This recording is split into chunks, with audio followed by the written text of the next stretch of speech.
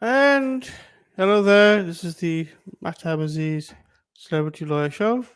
We heard a bit of mystic Qawwali music to get us going. That was Atif Aslam. My guest today is Mr. Mahmood Khan, a barrister who is, I believe, practices in England and Pakistan. And we're going to be discussing quite a few topics today, perhaps more relevant to those people who have or are thinking of, as seems to be the case now, of either moving back to Pakistan or spending a considerable amount of time there with their families. So, Mr. Khan, how are you today? I'm fine. Very good of you to come on our show today. Well, thank you for inviting me. It's Thank you. my pleasure. Thank you very much. Now, obviously, there's a few controversial issues at the moment as to what's events in Pakistan. You were there recently, I believe. That's right. Yeah, I just come back about 3 days ago. All right. How are things there at the moment? Um, Overall, I think things are getting better Mm. because when you, because I got an office there, so I interact with people and with different organizations, and I've seen that there has, changes are coming about. Right. Um, with regards to even tax paying system, if you actually are not a taxpayer, Mm. you will not get any kind of benefits. Even when you withdraw money from a bank, Mm. you're going to end up paying quite a lump sum of commission to the bank if you're not a taxpayer. If you're a Right. taxpayer, you'll be exempt from it. If you're buying a car, you basically, if you're a taxpayer, you'll be actually exempt to pay a lot of duty on the cars. So Right. these things, I think, it's getting people to basically start paying tax. Right. And it's very important that in Pakistan, the place like Pakistan, people they're not used to this kind of system where they need to pay tax, and they think they will do everything possible not to pay tax. But if there are incentives for them to actually join Yes. and register them for tax paying, Mm. it actually will help the country. Right. And how does a prospective service provider, how does he know that someone's paying their tax? I should say. Well, because when you obviously, as I said to you, if recently I was going to transfer money, a large amount of money, and they Mm. said, this will cost you 6,000 rupees on top. Mm. And I Mm. said, why is this? He said, because you're not registered in Pakistan to pay tax. Right. So Right. this is how people are becoming aware of it. I wasn't aware of it. I This, I think, see. is something started only a year ago. Mm. Because previously, last year, I did some transactions, but they didn't ask me the questions. But now they were telling me that if you wanna transfer money, Right. if you're not taxpayer, you're gonna end up paying commission to the bank. Right. So you went through the process of actually registering yourself? Yeah, at the moment we are obviously because I've come back, but I've told my people Mm. back in the office that to actually register ourselves. Because thing is that I'm not sure how it will work because I'm already registered in England as well to pay tax. So, Right. Mm. but I need to, for people, as you said, Yeah. those who want to go back to Pakistan Mm. and start up a business there or basically start living there, Sure. they need to figure this out where they want to declare their tax, Mm. whether they want to declare it in England or they want to declare it in Pakistan. Right. As we got an office here in England, Yes. and also we have an office in Pakistan. Yeah. But my office has been there for 10 years, Right. but we never, Mm. needed or there was no need for us to actually register. But now because of Yeah. these facilities which are available, Sure. and on contrary, actually we are going to end up paying a huge amount of money if Right. we actually are trading there in Pakistan Mm. without being registered. Right. So, Right. yeah. Okay. Well, that seems a positive move on behalf of the government, and let's hope the benefits go back to the community. Well, definitely, inshallah, Mm. because a lot of small businesses they don't need to pay tax because I think the Mm. threshold paying tax is about 80 lakh turnover in a year. Right. So if you done a less than 80,000 Mm. rupees, 80 lakh rupees a year, then you really hardly pay any tax. It's only Right. above that threshold Yeah. that you start actually paying tax. And every I think September every year their tax year starts. It's Right. not like in England, we start in April. Yes. But in Pakistan, the tax year starts in September. Right. Right. So it's the same as the academic year in That's September. right. Yeah, that's it. Yeah. All right. Yeah. Okay. Sure. And in terms of your practice, how are things going on the legal front in terms of the legal profession? How is the legal profession evolving, or has it changed, or is there a need for a change? No, there's definitely a huge need to change because I'm registered in Punjab Bar as a high court advocate as well in Lahore. Um, Hardly I've seen any change with regards to the judiciary. Um, Right. and obviously, one of the most important function of any state is judiciary, working for according to rules and regulations. Yeah. One thing I've noticed, and most important thing, is that they need to update their laws, because when you initially actually went back to work in Pakistan back in 1995, Yeah. soon after I became a barrister, and I went to practice in Lahore, where with Sheikh Akram Saab, he was a senior lawyer at the time, Yes. and Nawaz Sharif's personal advisor. Yes. And one of the things I've noticed, the first thing I noticed, the acts that we actually, which are dead and buried in this country, they Yeah. all become live. Right. Yeah, so they all, whatever the imperialists left the Yes. law there, Yes. that law is still actually valid, and this is still being used in Right. Pakistan without being updated. Because we here actually reviewed them, updated them, because there were a lot of shortcomings in those laws. Right. But reality is that in Pakistan they haven't done that, and that I personally think, as a lawyer, creates a huge amount of problem in Yeah. Pakistan, because the reason the cases don't finish, because you got different courts where you can actually, from one court to, if you lose in one court, you end up going into another court. Yes. And this process continues. And obviously the other thing is that adjournments Yeah. in Pakistan, the adjournments, they could continue for years, Right. which shouldn't be allowed. Here actually, if no matter who it is, if you get one adjournment, you have to give a good reason for that adjournment. Right. But second adjournment is not going to be possible. Right. And if you do get a second, third is impossible. But Right. in Pakistan, it seems to be a culture where they send their clerk, the lawyers don't bother coming in, the judges sometimes don't bother coming in, and they just simply say, okay, go and give them another date. Right. And these things, it's very important to have a judicial system which is working. Which you see, you cannot. I mean, there was a few years ago, I think about 2 years ago, while I was in Pakistan, a decision was made in the High Court. Yeah. The people, the petitioners, and the respondents who actually, the petitioner who started the actual litigation, Yes. died about 10 years ago. Oh, I The see. respondent died a few years ago. Right. So the decision is actually coming when these people actually lodged these petitions when they were young. Right. They Right. have actually, gone to their old age and passed away, Right. and the decision has come after they have actually left this mortal world. Oh, I see. Right. Yeah. So definitely, something's going to be done about this German culture. It seems, perhaps something similar to what we had here, the wolf reforms. Perhaps Definitely. that's what's needed. Okay, I understand. And in terms of actual decisions, I mean, has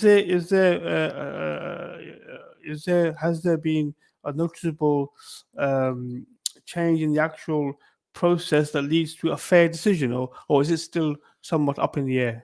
To be honest with you, this is something I think it still hasn't improved. The reason it hasn't improved because the judges that you have in the system at the moment, these are judges who were basically not promoted on their merits. Right. They were basically, references through people, and their promotion normally comes through that kind of channel. Right. If you haven't got the ability, that's one of the reasons why judges, when they get a complicated case, they actually, rather than dealing with it, they will actually go for adjournment and prolong the matter. Yeah. Then because they haven't got the ability, the knowledge, and the experience. Yeah. Because they just obviously come not through their merits. They basically come through a different channel. Yeah. So your decisions cannot be. I tell you, when I was working in Lahore, there was a senior lawyer, very intelligent lawyer. He became a good friend of mine after he realized that I'm actually from England. Right. And he sometime while we were actually sitting together, he would receive a call Yeah. from a judge. from a high court judge, and he says, "Look, this is the matter. This is the case.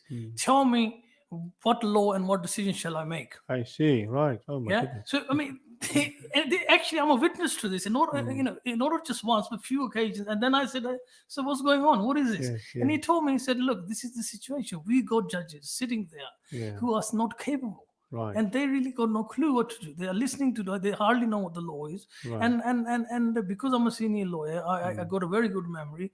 I remember the law. So often they end up calling me and giving me the background of the case, and then asking me what is the appropriate judgment that I can deliver. I see. So Well, rather like a phone a friend option in Who Wants to Be a Millionaire. that's right. Yeah, that's right. I mean, that was something amazing, which was shocking to me. Yeah. That how possible.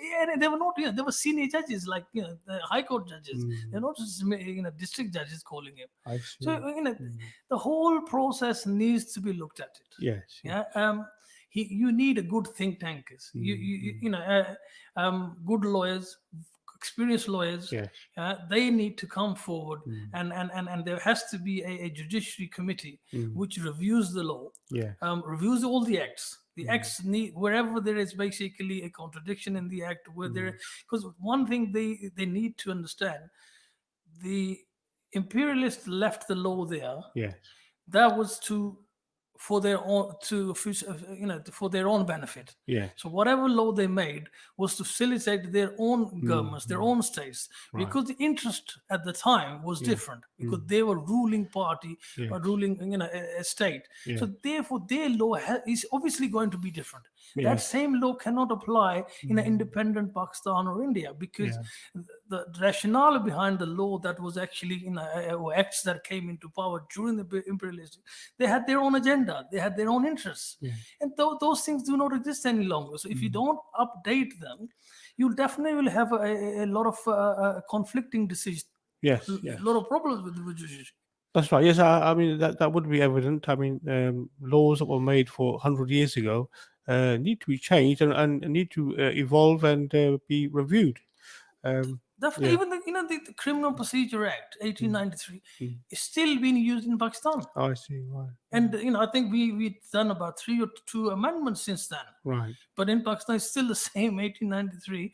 The Criminal Procedure Act is followed. Right. Land law still 1925 is still followed. Yeah. So all this the pre-independence. I mean, having said that, of course, there are still some quite old acts that exist under English law. For instance, the 1861 offences against a person, they're still being used for cases of assault.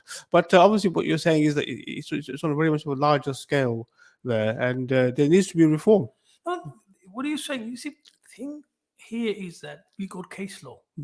Even if there's an act of 1861 still going on, that is also in a way now the case law that comes to the president have been made, new decisions have been made. Yes.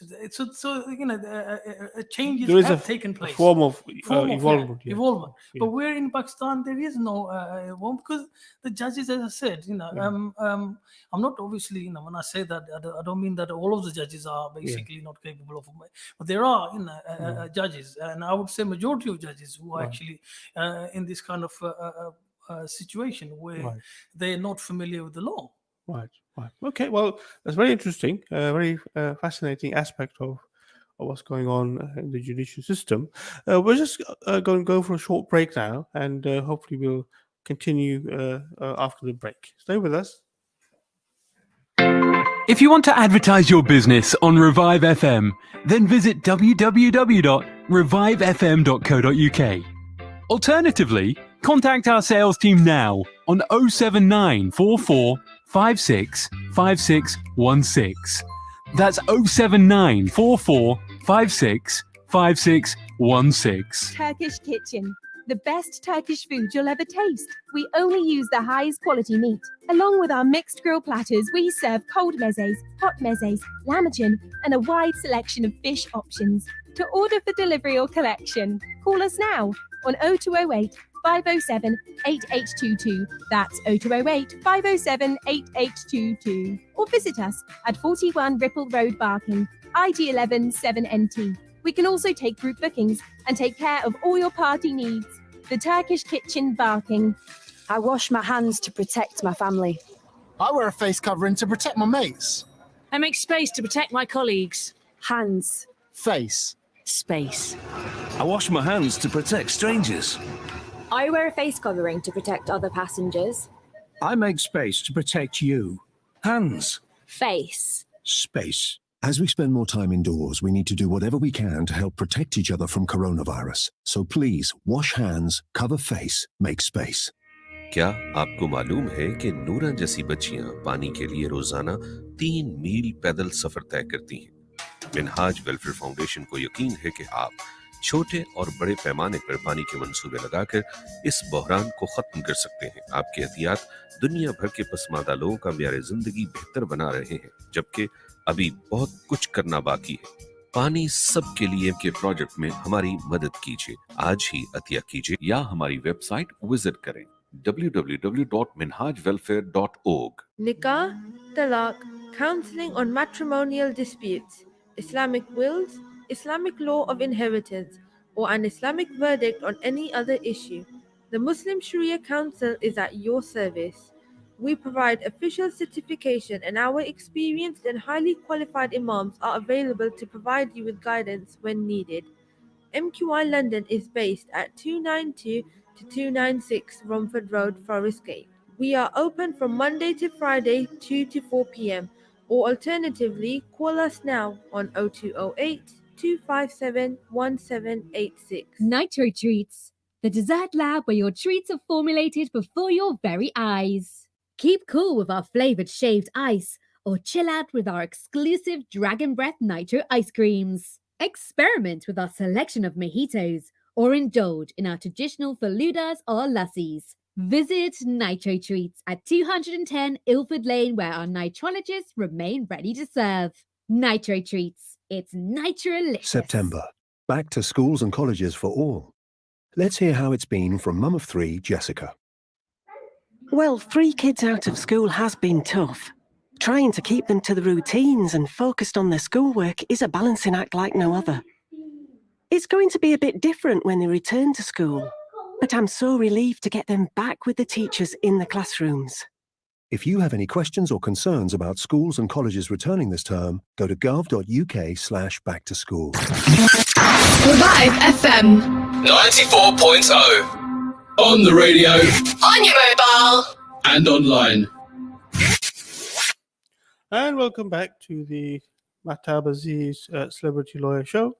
Today, my guest is Mahmood Khan, a barrister who is duly qualified and practices in both England and in Pakistan. We were just before the break going through some issues that affect the judicial system in Pakistan as it is run now, and it appears that it's in need of mass reform, rather like we had here in the Wolf reforms, which in fact reformed a lot of the judicial working and system. So yes, thank you for telling us about that, Mr. Khan. So apart from the judicial system, what other sort of major department, shall we say, is in need of reform? I mean, how is the police doing there?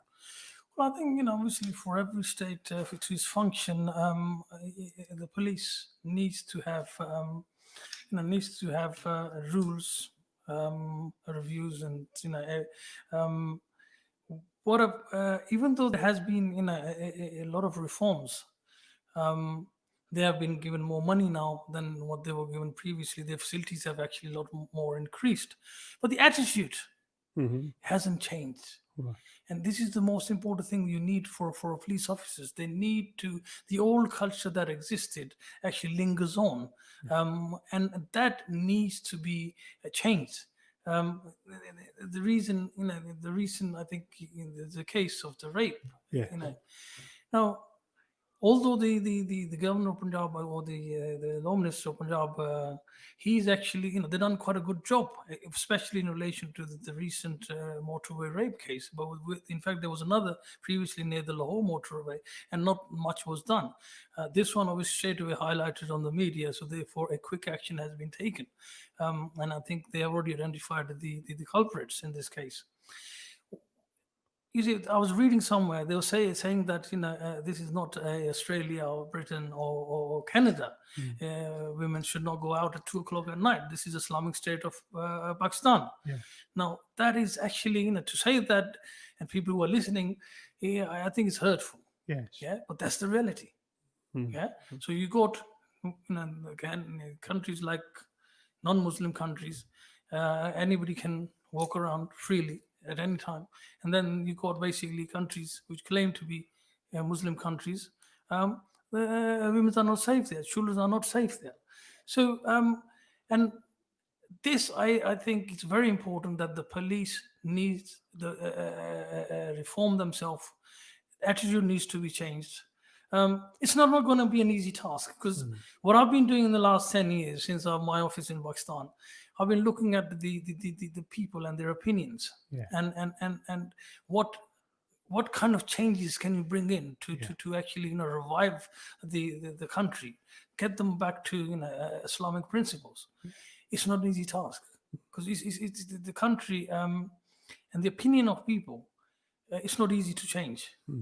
It's very difficult to change. I think Imran Khan has got a huge task when he talks about building a Madina's Riyasat in Pakistan. Yeah.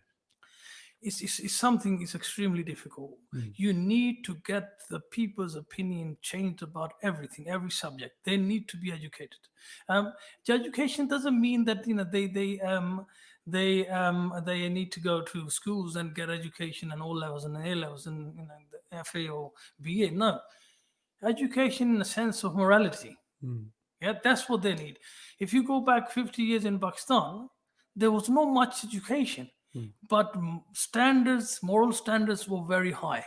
No. Yeah, these people need to go back to their traditions. You need to remind them. You need to remind them what their religion demands, what their traditions demand, and the younger generation especially. They need to understand that who they are, where they come from, and where they are actually going. Yes. These things are actually missing totally. Unless you actually do that. Let's put a contrast the Turkey with Pakistan. Turkey 20 years ago, hardly Islamic values disappeared because due to they're trying to incorporate themselves into Europe. Yeah. And but within 20 years, the opinion of the people, their understanding has completely changed. And I've seen this with my own eyes because I'm a regular visitor to Turkey. And even economic wise, their revival is absolutely amazing. 15, 20 years ago when I first went there, £100, if you change £100 into liras, you was getting, millions. Thousands of liras. And last year when I went there, you're getting for basically for a pound, you're getting just 6 liras. So this is a huge change. Yeah. So this is, I think this is where we need to. Okay, let me give you an example. There are a lot of things that are happening in the country which need to be stopped, because if you don't change them, people's mind will not change. Let me give you an example. In August, someone told me that near Rawat, there's a dargah. Every year, they have their Salana celebration. Yeah. For 10 days. Everybody goes there from all over Pakistan.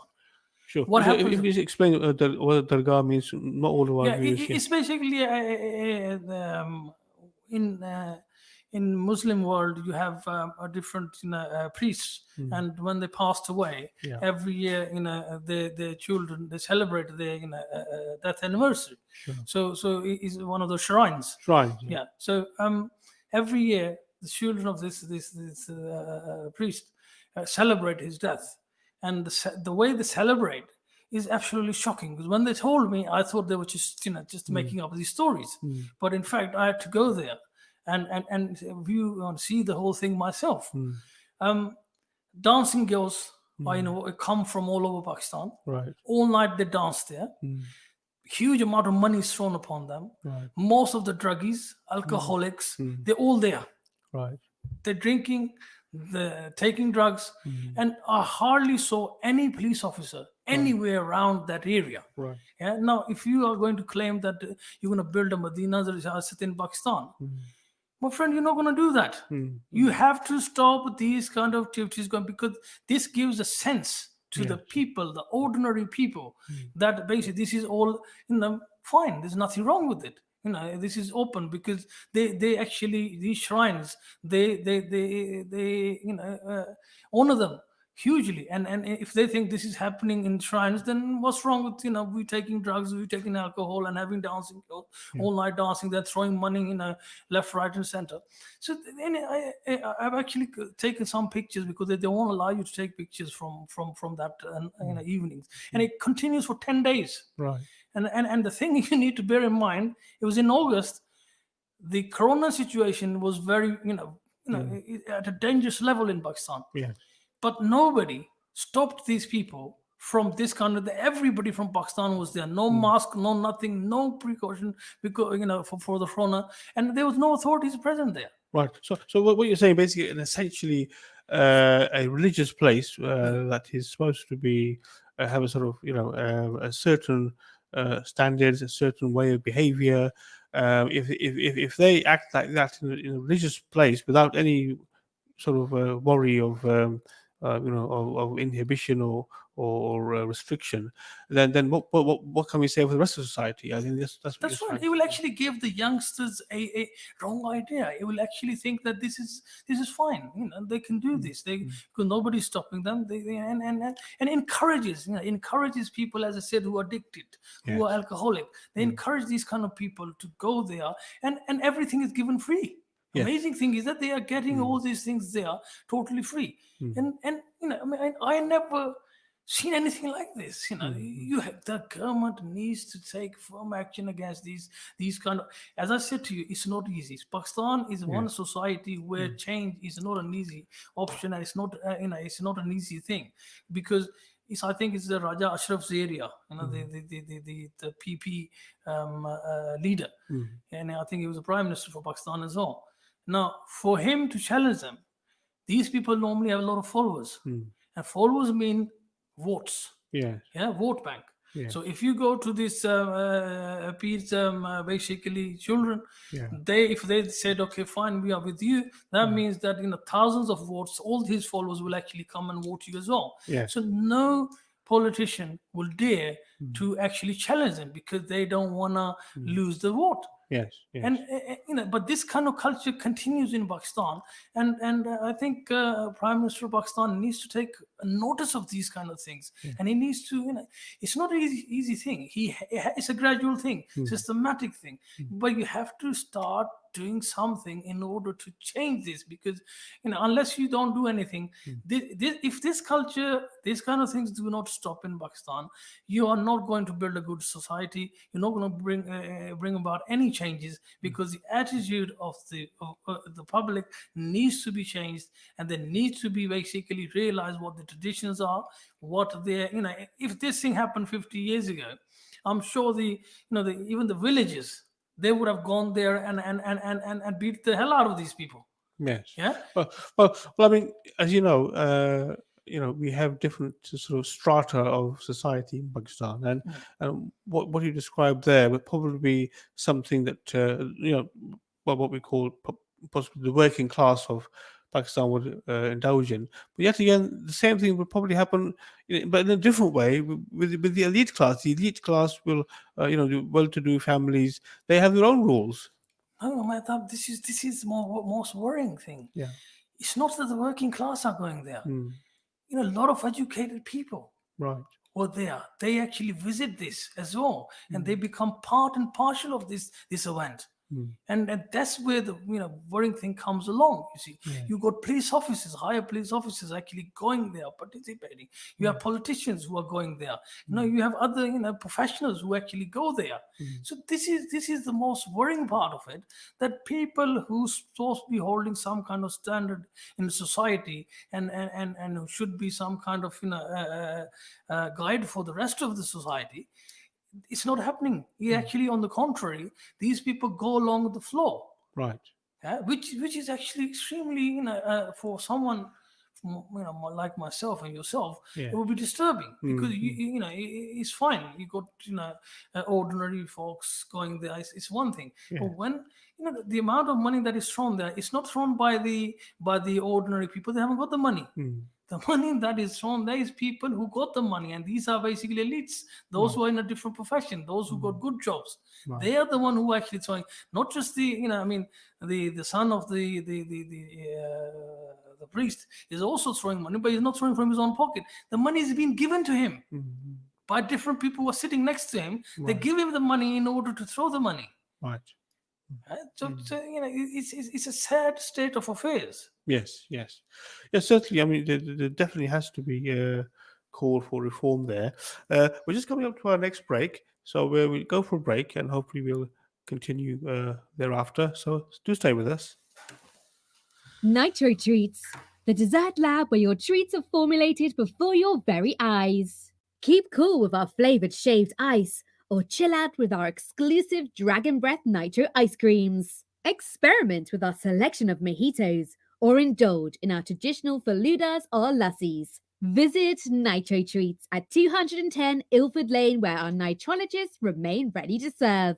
Nitro Treats. It's ये nitrolicious. Ayesha है। ये बहुत छोटी सी थी जब इसके वालिद का एक हादसे में इंतकाल हो गया। वो अपनी माँ और छोटे बहन भाइयों के साथ रहती है। आयशा जैसी लाखों बच्चियां जिंदगी की बुनियादी सहूलतों से बिल्कुल महरूम हैं। यही वजह है कि वो स्कूल भी नहीं जा सकती। मिनहाज वेलफेयर फाउंडेशन ने आपकी एहतियात और अपनी खिदमत दुनिया भर के यतीम और बेसहारा बच्चों के लिए वक्फ कर दी है। एक यतीम और बेसहारा बच्चे का सहारा बनिए। आज ही अतिया कीजिए। अभी कॉल मिला 0300 3030 या हमारी वेबसाइट विजिट करें www.minhajwelfare.org. September. Back to schools and colleges for all. Let's hear how it's been from Mum of 3, Jessica. Well, 3 kids out of school has been tough. Trying to keep them to the routines and focused on their schoolwork is a balancing act like no other. It's going to be a bit different when they return to school, but I'm so relieved to get them back with the teachers in the classrooms. If you have any questions or concerns about schools and colleges returning this term, go to gov.uk/back-to-school. Minhaj School of Islamic Sciences provides quality Islamic education for children aged between 5 and 15 years old. As well as teaching classical Islam, including Tajweed, Fiqh, Seerah and Aqidah, we endeavour to equip children with essential Islamic manners, morals and values. Here at MSIS, our experienced teachers create an inspirational learning environment where we strive to cater for the needs of every child. For enrolment inquiries, inquire in person at Minhaj School of Islamic Sciences, Monday to Friday, 5 to 7 p.m. at 292-296 Romford Road, or email admin.edu_London@minhajuk.org. Turkish Kitchen, the best Turkish food you'll ever taste. We only use the highest quality meat. Along with our mixed grill platters, we serve cold mezes, hot mezes, lamachin, and a wide selection of fish options. To order for delivery or collection, call us now on 0208 507 8822. That's 0208 507 8822. Or visit us at 41 Ripple Road, Barking, IG11 7NT. We can also take group bookings and take care of all your party needs. The Turkish Kitchen, Barking. Looking to get your finances in order? MR Accountants has you covered. We provide a full range of accountancy and taxation services, including annual and management accounts, self-assessment tax returns, VAT, bookkeeping and payroll services. We ensure you're kept up to date with the latest legislation, and our client-focused approach helps us plan your business finances from savings to investments. We are MR Accountants. Visit our website at mraccountants.com or call us on 0203 432 9138. If you want to advertise your business on Revive FM, then visit www.revivefm.co.uk. Alternatively, contact our sales team now on 07944 56 5616. That's 07944 56 5616. Revive FM. 94.0. On the radio. On your mobile. And online. And welcome back to the Mahtab Aziz Celebrity Lawyer Show. Today we are discussing some of the issues which are affecting society in Pakistan, and the fact that now we do have quite a lot of British Pakistanis who are contemplating wanting to perhaps move to Pakistan. The government of Imran Khan has had some very positive results, and as a result of that, there is a growing there's a growing sort of movement or appreciation of that, and because of that, there is a lot of families contemplating moving to Pakistan. What's happened with the coronavirus has affected society the whole world over, and people are beginning to review their position, and this is one of the things that has come out, that people are contemplating moving to Pakistan. With respect to that, Mahmood, can you tell us, in your view, do you think it's a wise decision to move back to Pakistan at this stage, or not? My opinion is that it is a wise move. I think people who live away from Pakistan are in a position, if these people decide to go back to Pakistan and start getting involved in different professions and start their business there, they will bring in a different culture, different point of view, which will actually definitely help Pakistan. Because Pakistan needs people who have been trained from outside to go back to Pakistan and invest their money, invest their craft, invest their profession, so they can bring about changes. And this is one of the things I think that hopefully, I'm planning to have some kind of meeting as possible with the Prime Minister. He needs to bring in people, young people, into his cabinet. If he keeps on going with the people that he's already got, he's not going to bring much changes. They will be doing things behind his back, and they will be just waiting for him for his 5 years to basically finish, and then they go back to the normal practices. I think it's a time for the Prime Minister to bring in people from different professions, maybe from outside the country, and get them settled in Pakistan. Give them the opportunity, the power, systematically introduce them to the system so they can come forward in future in order to bring about the change that he actually desires, which he imagines that and he wants to create in Medina Riyasat. It will not happen with the group of people that he's actually with at the moment, because these are old school, and old school, for them to change, is not an easy thing, because unless the whole society changes, the whole system changes, there are things you may end up doing, you don't like it. Sure. I mean, how much are you aware of the situation or the predicament that the previous government had left Pakistan in? I mean, how much of an aspect of an obstacle, or should we say, is that to reform? This is the biggest obstacle. Yeah. The main obstacle, you see, if you financially are not secure, and you want to basically, don't want to go to a bankruptcy stage, you have to compromise. And this is what the Prime Minister is doing at the moment. He's actually compromising on a lot of things. And that's why sometime on Channel 44, I actually sent a message to the Prime Minister that when you speak, you need to review things beforehand what you say, because in future things will not be how you expect it, and if they're not the way you expect them, you have to retrieve what you're saying. You have to, and that's why people started saying he's a U-turn and all that, because he would make a statement and later on realize that what he was expecting is not happening. The kind of finance he needed is not there. Kind of people he needed, they're not there. So he had to basically change and review what he said earlier. And this is the whole problem in Pakistan. When these people were governing, they left people, or they promoted people, and those people they promoted at the time, 30 years ago, 20 years ago, they are in power in different organizations. They're actually leading those organizations, and these people are basically part and parcel of the corrupt system. And on your own, you're not going to change them. You need to bring people who can come forward and slowly take over their position systematically. Therefore, you will have a change coming about in every profession, in every organization. At the moment, you got somebody who wants to bring about change, but around him, all the people who are actually being promoted by the people who are left Pakistan, or they're no longer in power.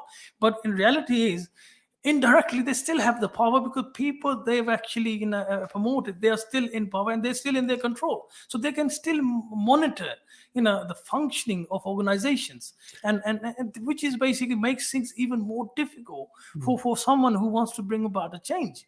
Yes. Well, from what you tell me, it looks like the ministries, the various ministries that exist there, are possibly not working efficiently, and they're not really doing what they've been set up to do. Yes, really, as I said, they're not functioning properly because it's against their interest. Whatever they've been taught, on what basis they actually been promoted, and the way they have come forward was based all on deception, based all on not merit, but on basically a culture where you pay in order to be promoted. So those kind of people are in power, and this is the system they are used to. So, certainly, I mean, Imran Khan, as you probably know yourself, was the leading reformer of Pakistan cricket, and in fact he used that principle to reform cricket. It was all based on merit, and we all know how he personally advanced the careers of Wasim Akram and Waqar Yunis, and created a formidable, almost unbeatable team. So I think we need to see that happening in with Pakistan. That's exactly what I'm saying. Because the reason they won the World Cup, because he brought in young people. And he done that with the young people. This is exactly what he needs to do here. He needs to bring in people, younger people with different thoughts, with different ideologies, people who basically want to help Pakistan. He needs to do that. And at the moment, unfortunately, I don't think so he's doing that. And to be honest with you, he often talks about cricket himself, and he gives example of cricket. I think he needs to come out of that. He definitely needs to come out of that idea and thought. Pakistan politics system is nothing like Pakistan cricket or cricketing. You may have learned some experience from it, but when it comes to politics are politics. It's not cricket. So he can, often he says, when I was in the cricketer and I did this and that. No, that it's not going to work. He limits himself when he actually talks like that. He needs to come out of that culture. It's a bigger picture. It's a bigger country. It's a complicated country. Sure. So examples of cricket actually, I think, doesn't suit him any longer. Well, yes, that might be true, but I think he's probably speaking metaphorically. And the thing is, as we all know, that the biggest problem that the Pakistan cricket team had was that they could not play as a unit.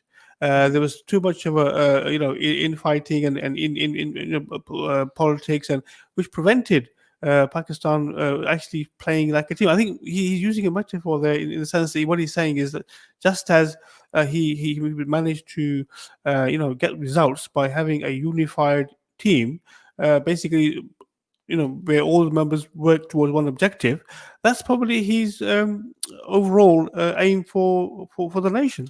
No, that's fine. It's fine. But the thing is, here it's a different, because you had 12 people or 13 people in your control. Yeah, these people win. Here you got political parties, different basically provinces in Pakistan, different group of people, different kind of ideologies, even different languages. Yes. So you are not in control of these people. You are not basically, you cannot influence these people. When you talk about cricket, he had people he could influence. Here you can't. The people that he needs to control or people that he needs to influence is the actual public. And the public opinion he needs to change. He needs to bring in younger people so they can actually, bring about the change that he desires. Right. Well, on that, hopefully that optimistic note that we need to have more young blood and more young people in the government. I'm afraid we've come to the end of the program. It's been great talking to you. Thank you. It's been my pleasure. Thank you very much for your insight, and I'm sure that listeners have enjoyed your account of the issues there. Well, that's it for today, and I look forward to the program next week. Do take care of yourselves. And for today, this is Mahtab Aziz and the Celebrity Lawyer program. We're finishing now, so hope to do tune in again next week. Bye-bye. This is an important update from the government.